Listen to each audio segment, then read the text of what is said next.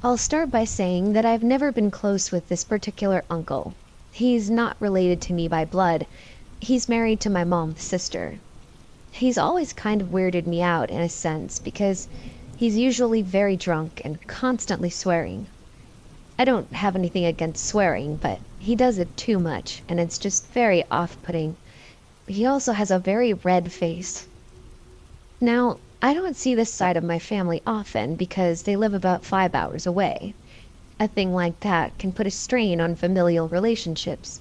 So, my mom, my sister, my nephew, and I had driven to see them for Easter weekend when I was around 15 years old.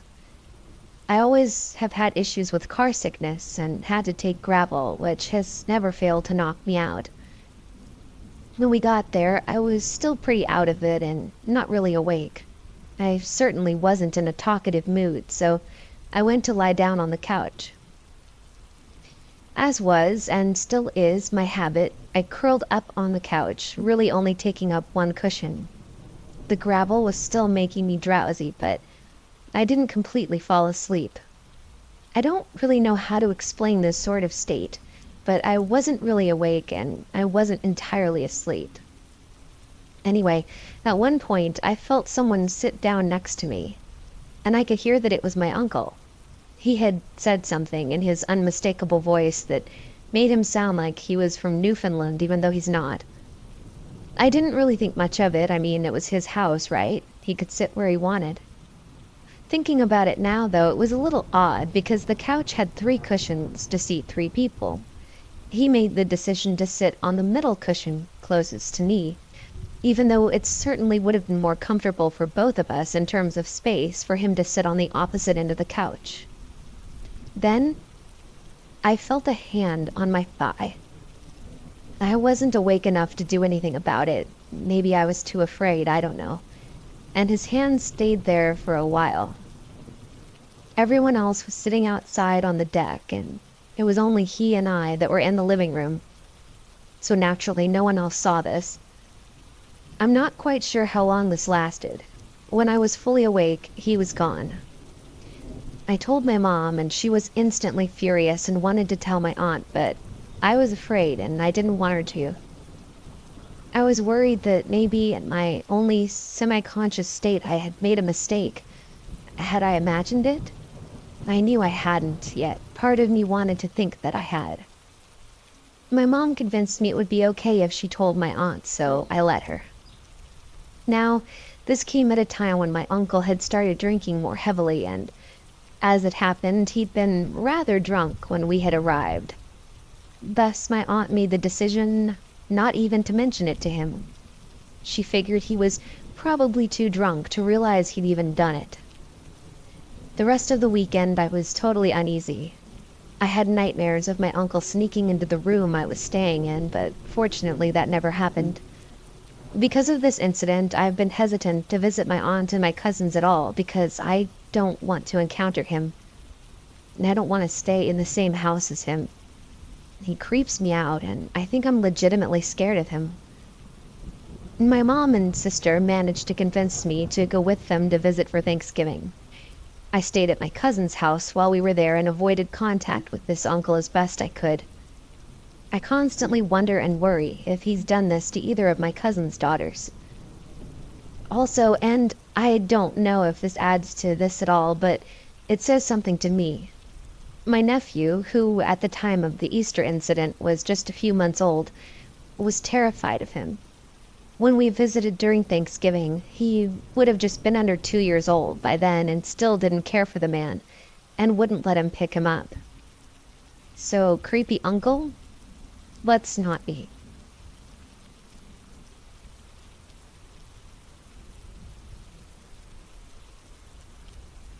I hadn't thought about this for a while until just now when an animal charity put an alert out on Facebook.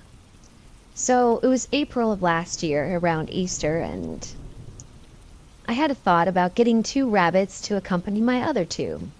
The 2 I had already were neutered females, so I was looking for neutered males.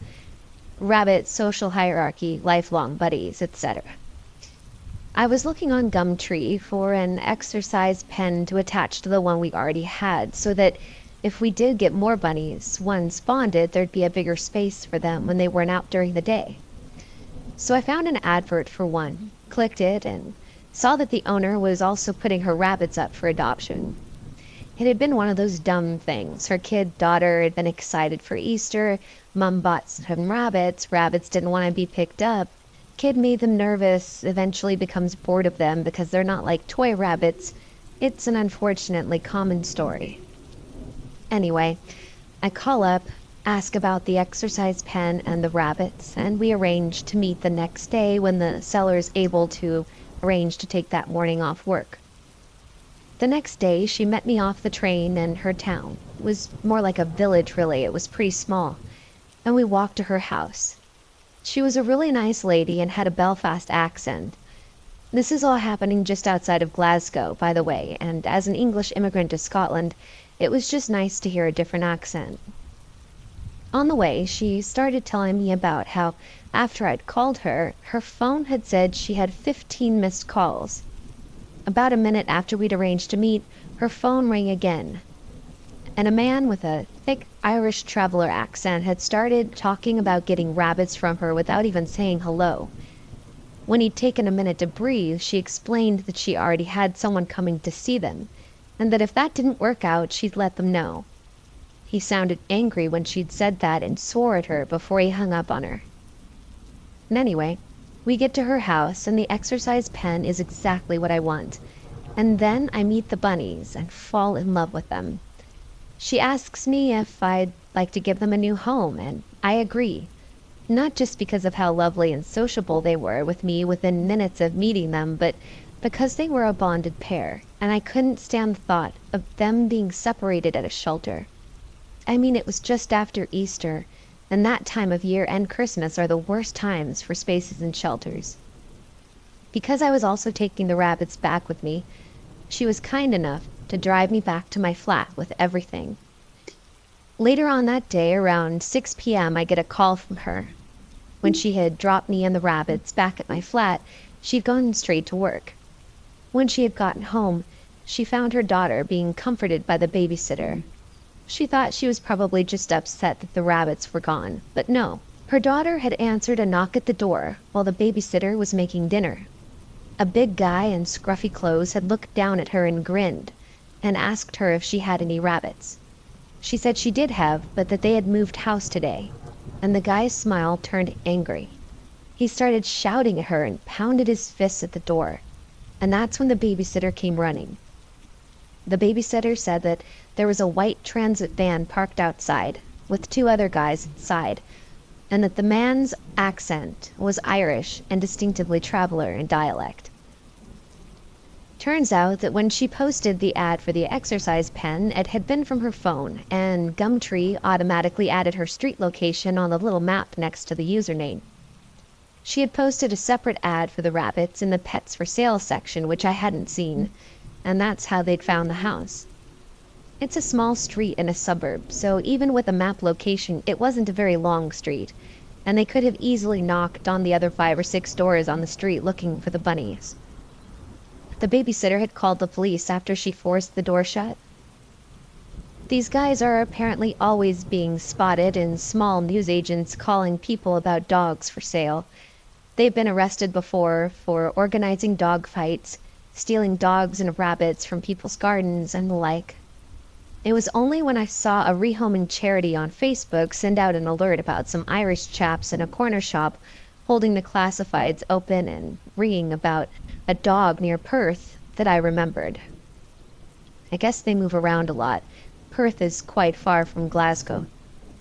I dread to think what would have happened to my rabbits if I hadn't been looking for a cage that day.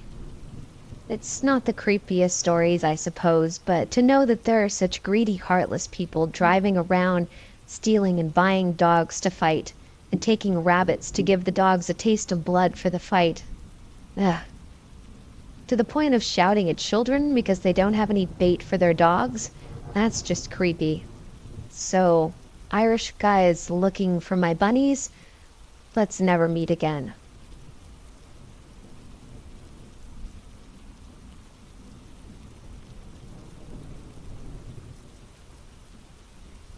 I had just gotten out of a really crappy relationship with a guy that I'd been living with for 3 years.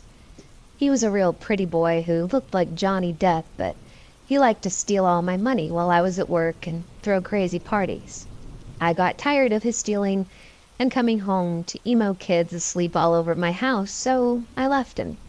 I didn't want anything but my stuff, and I let him keep the house and the cars I bought him. Honestly, I just wanted my sanity back. I moved back in with my granny. I am her favorite grandchild, and she spoiled me, as she does. I had recently connected with my best friend again that I had known since kindergarten, Chris. I was hanging out with Chris on my back porch one morning when the subject of the boys gets brought up. Chris is gay, and we often like to talk about boys together. He asked if I was seeing anybody, and I tell him that I'm not. It had only been a few months since I left the money leech, and I didn't think I was ready to trust anyone. Chris said he knew the perfect man for me. I said that I don't think there is such a thing, but he begs me to go meet this guy. I reluctantly sigh and tell my granny that I'm going on an adventure with Chris. We talked as we drove, and he tells me that this guy's been in love with me since we were kids. He told me it was this little boy, Quinn, that used to follow me around. I told him I thought Quinn was a lot younger than us. He told me that Quinn is just short, like me. He called Quinn and told me to talk to him. I do, and he seems really sweet, but a little airheaded. We show up at his house, and he's really pretty. He was also very sweet, has a good job, has his own car, and owns his own company. Not bad. So we started hanging out a lot, and eventually we started dating. He buys me presents like nice jewelry and Prada sunglasses. He told me his girl only deserved the best, and I told him I couldn't accept all these gifts, but he would just dump them in my car or purse when I wasn't looking, so I learned to just take them. He wanted to always call me and talk for hours, and wanted me to call when I got home from his house. I thought he was sweet and just wanted to make sure I'd gotten home safely. The reality set in rather quickly. He introduced me to his entire family within a couple days of us dating. I usually don't introduce guys to my family until we're serious, but whatever. Upon meeting his mother, I learned that it's her house, and he lives there with her. I also learned that he has no job other than doing odd jobs for his dad. I was speechless. He also lied about being my age. I was 24, and apparently he had just turned 18 like the day or so before we started dating. I was so upset I didn't know how to feel. He begs me not to leave him and to take him to my play rehearsal the next day. So I agreed. He showed up in my driveway just as I was leaving for the theater. Chris drove me there and tells me we need to sort out our stuff, and he said if Quinn was gay, he'd be all over him, and not to leave him over a few small lies. The whole drive is awkward. I don't want to talk to this guy. I want him gone.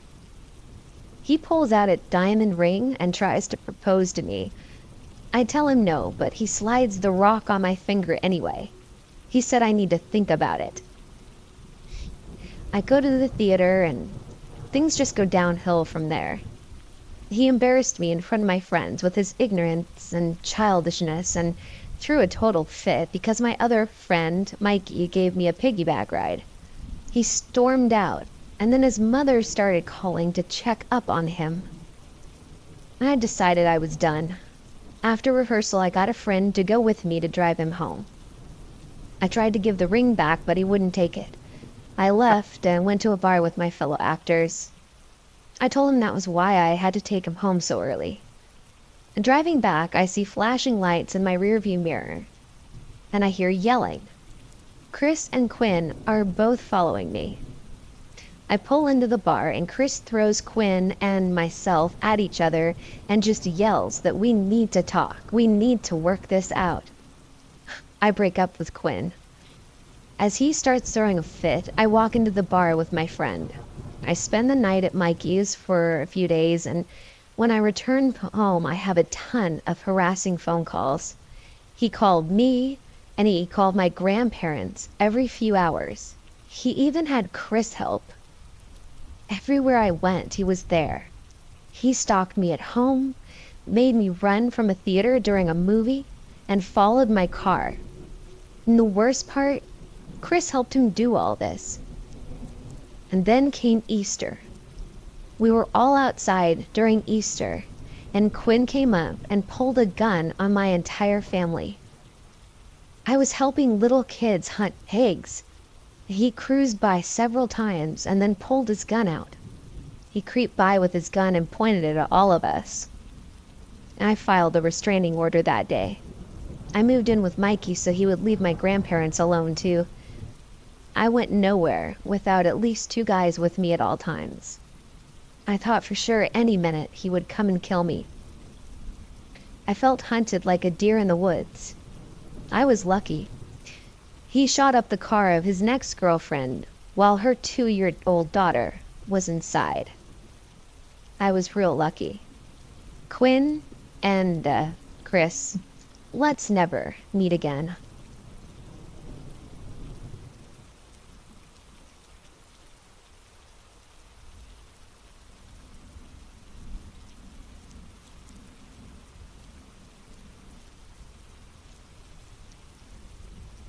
Last Easter, I spent the weekend with my in-laws.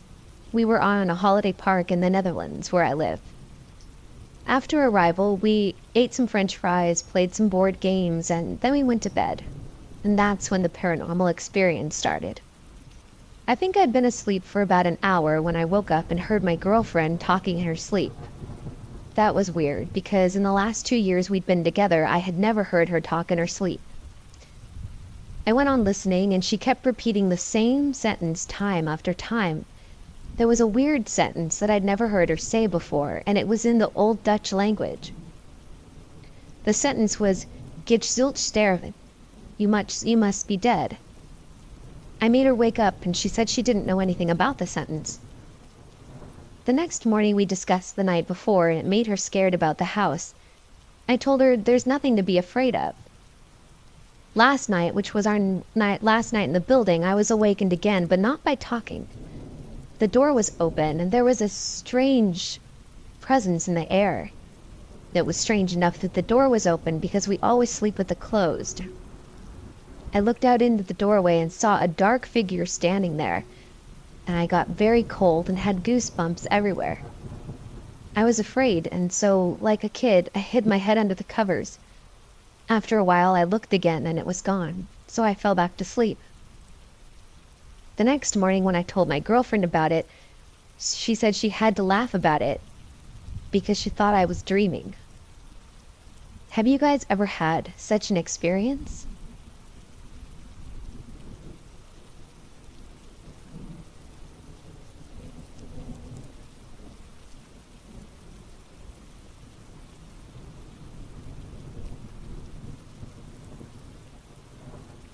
When I was about 6 years old, Easter was rolling around and I really wanted a chocolate bunny.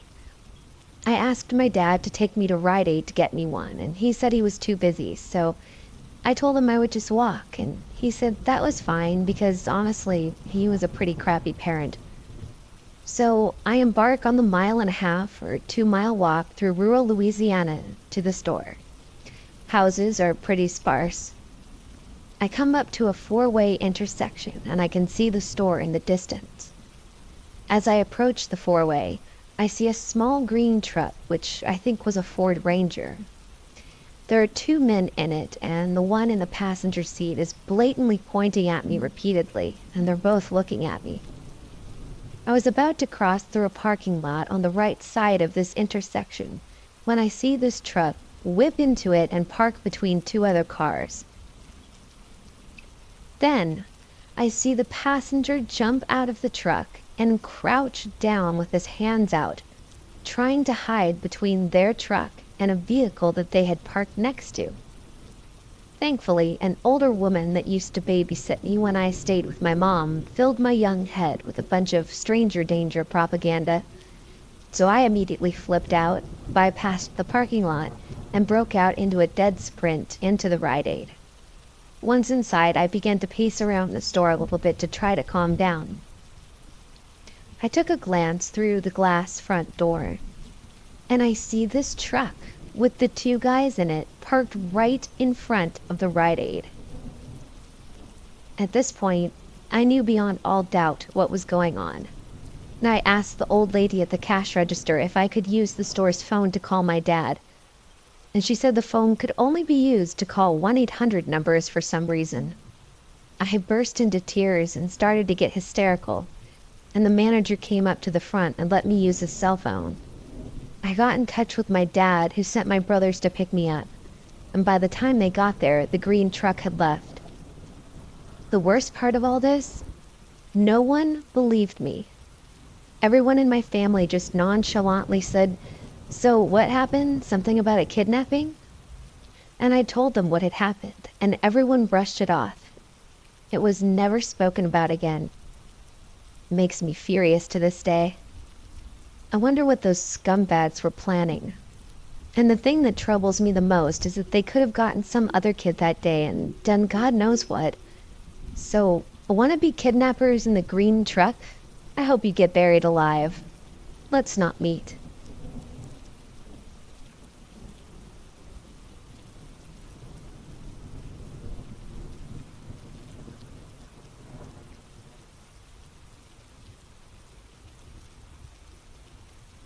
This might not be the most harrowing story, but it definitely shook me up and gave me more of a mistrust of strangers. First, I'll give you a little background. I'm female, and growing up, I lived in a terraced house in a very small town in the north of England. While it wasn't the nicest part of town, drugs were a problem, and for a short while a pedophile lived on my street, I generally felt quite safe. My mom was, and still is, a worrier, so she always drilled stranger danger into me growing up. This happened when I was around 7 or 8. A school friend had come to my house to play, and we went out on our rollerblades. While we were sat on the pavement outside my house, directly underneath the living room window, strapping on our skates, I noticed a scruffy-looking man walking down my street, holding something in his hand. As I said, it wasn't the nicest of areas, so this wasn't necessarily unusual. I carried on with my skates. As the man reached us, he began to slow, looking right at us. This made me feel a bit uncomfortable, but I just put my head down and carried on. My skates were a nightmare to put on, so many straps. Once he reached about 10 feet away from us, he stopped, not saying anything, just staring. I started getting really scared now, trying to catch my friend's eye for help. My friend hadn't noticed him up to this point, as she had her back to him. Only when he spoke did I look at his face. I don't remember much about him other than his lips. They were horribly chapped and cracked. I remember that I was surprised he could speak with such sore-looking lips. He mumbled something about chocolate, and held up a crushed-looking Easter egg box. I remember thinking that Easter had been ages ago, so it must have been quite old, and he moved closer towards us. My friend had now noticed him and shuffled along the ground to me, looking a bit scared herself. I shook my head and said, "No thank you," assuming he'd asked a question. I was a polite child even when scared. He continued to move closer, still mumbling about giving us chocolate, until he was only a few feet from us, towering over us two small children, while we slid backwards trying to keep away. Luckily at this point my dad had seen him through the living room window and popped his head out. He said, "Oi, what are you doing?" The man looked up, surprised, and mumbled, trying to sell chocolate." My dad, who can be intimidating when pissed off, simply told the guy to shove off and that we didn't want any. With that, the man shuffled off, turning his head to stare at us while he did. Safe to say, we didn't play on our rollerblades that day and just stayed indoors instead. Maybe he was just a druggie trying to sell chocolate for drug money, or maybe not. I'll never know. Either way, Overdue Easter candy guy, let's not meet.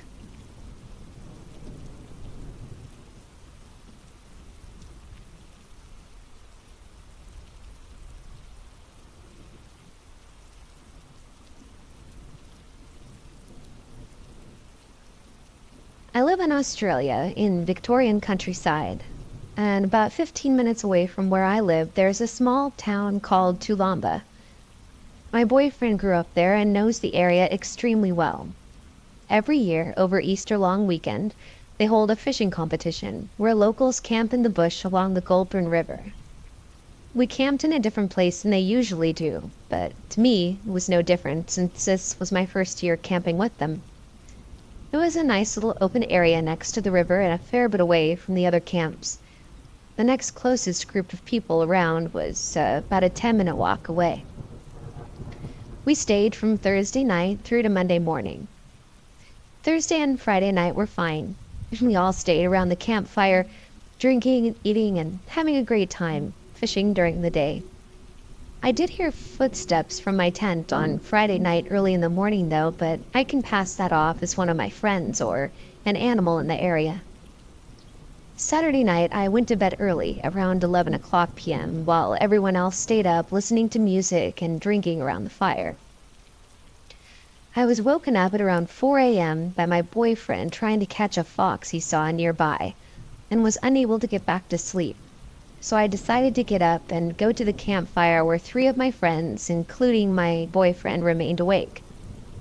We sat around for another hour before they decided to go to bed, but I chose to stay up listening to music as I still couldn't sleep. I was incredibly relaxed and enjoying being out there in nature, listening to music from my phone when, at around 5:30 in the morning, just before the sun began to rise, the music was drowned out by the sound of the bush. All I could hear was the wind and the rustling of the trees, and I had an incredibly uneasy feeling wash over me. I heard a leaf crunch right behind me, and I thought somebody had taken a step. My head shot around, but no one was there, yet I didn't feel alone. I stood up with my back to the fire, looking out into the bushland, where slowly but surely what I could only describe as little candle lights flickering through the bush, scattered but almost in formation, started to appear. One by one they popped up, and I had this feeling of sheer terror and dread wash over me. My fear peaked as I ran back to where my friends were, and I hopped in their swag. As soon as I laid down next to them, my fear was completely gone. I woke up a few hours later, around 8:30 a.m., and told a few of my friends about hearing the footsteps and being freaked out. When they questioned why I came running over, I told them the story, and they shrugged it off, not thinking much of it. It wasn't until that night when my boyfriend approached me. He goes, "You saw the lights, didn't you?" My stomach dropped. I hadn't said a single thing to anyone about what I saw regarding the lights, just that I had had an uneasy feeling. "Yes," I replied. "You saw the black magic," he added, smiling. I desperately wanted to know how he knew. Apparently, in the area that we stayed in, people have seen those lights, especially at that time of night. His explanation for it was that there are Aboriginal burial grounds nearby, and they used to have little lights when their loved ones died. Not many have seen it, but I have spoken to a few people since who have heard things about it. I'm not 100% sure on the story behind it, but I know what I saw, and other people have seen the same thing in the area. I don't really want to mess around with Aboriginal magic and all that. I respect them, and I don't want to look too much into the matter.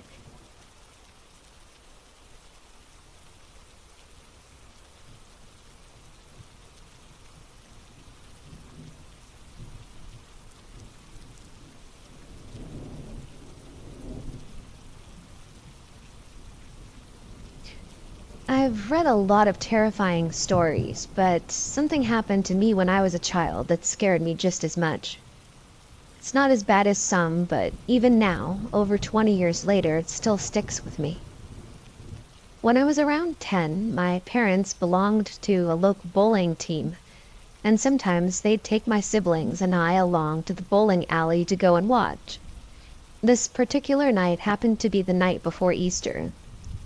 My younger brother and I decided to grab a bowling ball and sit in the carpeted walkway and just roll it back and forth because we were bored. While we were doing that, a man approached and started talking to us. He seemed nice at first, just asking simple questions like, "How are you doing?" and "Are you excited for the Easter Bunny?" and "You gonna get lots of candy?" I didn't think anything of it, so I just politely answered his questions. Then, out of the blue, this guy whispers to me, "I know where you live. I'm like the Easter Bunny, but instead of candy, I'm gonna come into your house and kill you and your family." He then rambled on, basically repeating that over and over and over, and stuff about it being our last night to live. I just remember looking at the man speechless, and getting up, grabbing my brother, and going to find my parents. I didn't tell them what he said, and in hindsight I definitely should have. I was terrified all of Easter that year, because I was so scared that this man was actually going to come to our house and kill us. So, creepy man in the bowling alley? Let's never meet again.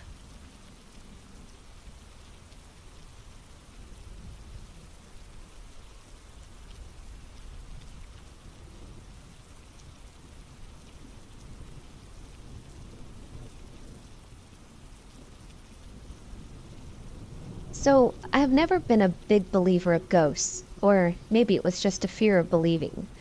But in the recent months, I've been changing my way of living, my faith, my beliefs, my fears, etc. Since I have become more open-minded, something unexplainable happened twice in the past week. I've been living at my apartment since August in downtown Suffolk. They're old buildings that were renovated. I've never had any paranormal experiences here before. I have 4 children, and they have never been scared or had anything unusual happen. On Easter night, I woke up a few times during the night, and while I lay there, dozing back off, I hear jelly beans dropping, bouncing, rolling around on the dining room table where all the kids' Easter baskets are. I only have a 2-bedroom apartment. My son has his own room, and my daughters all share a room. And I set up my own room as sort of a loft or studio apartment, sharing it with the living room, kitchen, and dining room. So I look up to see if the kids are getting into their baskets, but I don't see any of them. So I go check on them in their rooms, but they're all sound asleep. While this is going on, the candies have stopped jumping around and playing. I go back to bed, brushing it off. I wake up another time and I can hear the candy again bouncing and rolling around. Then nothing.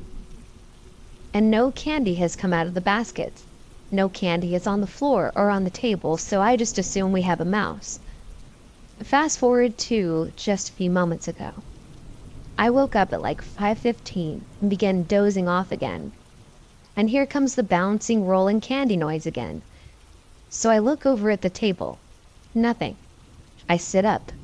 No candy noise. I cut on all the lights, and I flip the house upside down looking for candy. Any round candy anywhere, specifically on or around the table. Nothing. I even clean up stray candy wrappers from the floor, but there's no candy anywhere. Only in the baskets where it belongs. I look for rodents. I listen. Nothing. I turn my back, walk back to my bed, and sit in it. And then I look over at the table, and there's candy on the floor in front of the dining table with bites taken out of them. I am not kidding. I could never tell my kids because it would terrify them, so here I am, sharing it all on the internet. Needless to say, I'm a believer. I am a very strong believer. But with my recent self-changes, I'm not as terrified as I would have been before. I've told people about Easter night, but everyone brushed it off like there was some simple explanation. I don't really know what happened, but needless to say, I didn't tell my kids, and we had a wonderful Easter anyway.